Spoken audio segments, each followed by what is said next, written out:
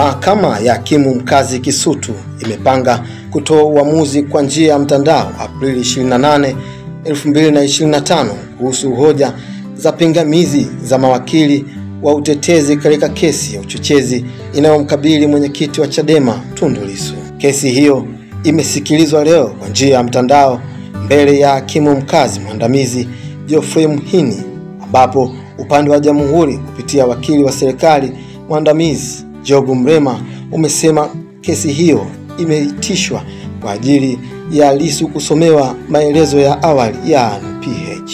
Hata hivyo, upande wa jamhuri kupitia wakili Mrema ulipoulizwa mbona mshtakiwa Lissu haonekani mtandaoni, hakimu Mhini alimtaka askari magereza ajibu, ambapo alisema kwamba Lissu amegoma kusomewa maelezo ya awali kwa njia ya mtandao visual, ambapo hakimu Mhini aliruhusu kesi kuendelea pasipo Lissu kuonekana.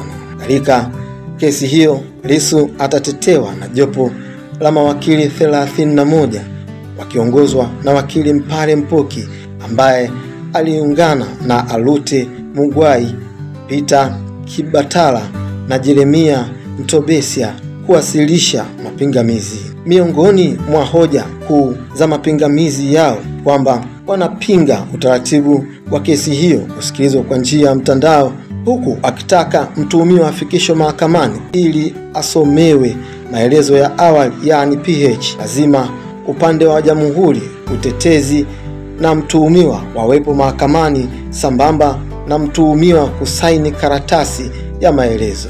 Kutokana na hatua hiyo, hakimu Mhini ameahirisha kesi hiyo hadi Aprili 28, 2025 kwa ajili ya kutoa uamuzi wa mapingamizi hayo ya utetezi kwa njia ya mtandao ili kuona kama kesi hiyo isikilizwe kwa mtandao ama mshtakiwa afikishwe mahakamani. Na licha ya kesi hiyo ya uchochezi kuahirishwa, kwa sasa kesi nyingine ya uhaini inayomkabili Lissu inaendelea kusikilizwa mahakamani. Hii ni Erasmi TV.